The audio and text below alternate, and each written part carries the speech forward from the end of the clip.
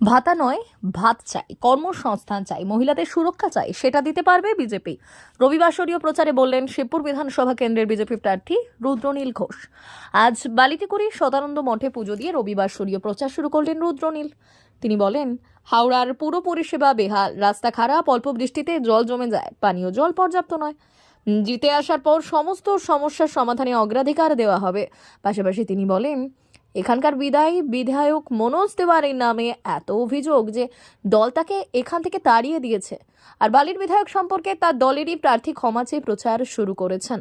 তার মানে তিনি বালি ডুবিয়ে এসে আবার শিবপুরে প্রার্থী হয়েছেন। তাই শিবপুরের মানুষ তাকে চেনেন, ভোট দেবেন না। আর বাম প্রার্থীর নিজেদের মধ্যেই গন্ডগোল রয়েছে। সর্বভারতীয় স্তরে জোট আছে, তারা চাইছে তৃণমূল এখানে থাকুক আর লুটপাট চালাক। তাই মানুষ পরিবর্তন চাইছে।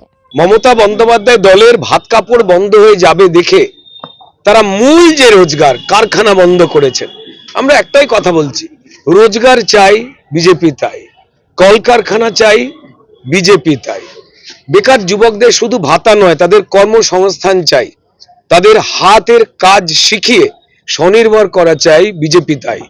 মহিলাদের সম্মান চাই, আমরা লাখপতি দিদি প্রকল্প চালু করতে চাই, বিজেপি তাই।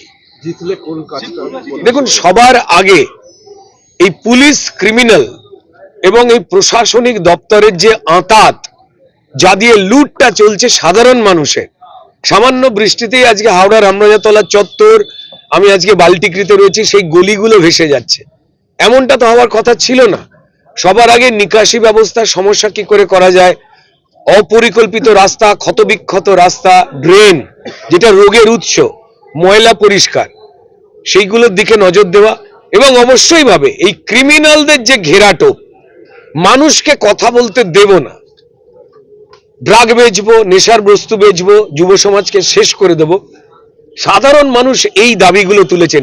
এটা ভারতীয় জনতা পার্টির নিজস্ব দাবি বলে কিচ্ছু নেই। আমাদের দাবি অন্ধকার মুক্ত করা এবং মানুষের কথা মেনে মানুষ যে বার্তা পাঠাচ্ছেন সেইটাই পরিষ্কার আমরা তুলে ধরছি। ভারতীয় জনতা পার্টি ক্রমাগত বড় এবং শক্তিশালী হয়েছে পশ্চিমবঙ্গের দল মত নির্বিশেষে যন্ত্রণায় থাকা মানুষের আশীর্বাদে এবং ভরসায়। এবং তাই যে বা যারা প্রার্থী দিয়েছেন এখানে, তৃণমূল কংগ্রেস তার প্রার্থী এখানে যিনি এমএলএ ছিলেন, তার বিরুদ্ধে শতাধিক অভিযোগ, অর্থনৈতিক দুর্নীতি, তোলাবাজি, তার জন্য প্রার্থী করতে পারেননি।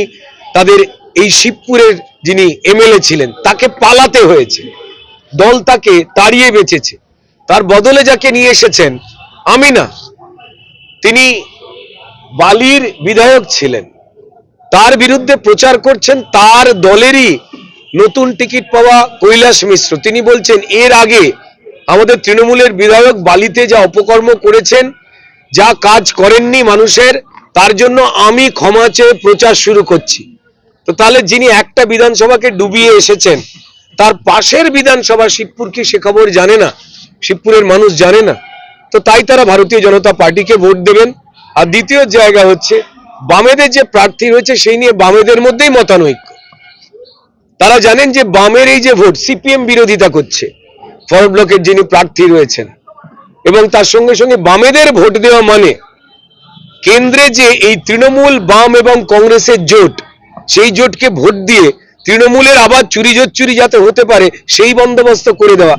তাই বামেদেরও কেউ ভোট দিতে চাইছে না। তারা চাইছে ভারতবর্ষের অন্যান্য রাজ্যের মতো পশ্চিমবঙ্গে একবার ভারতীয় জনতা পার্টির সরকারটা আনতে।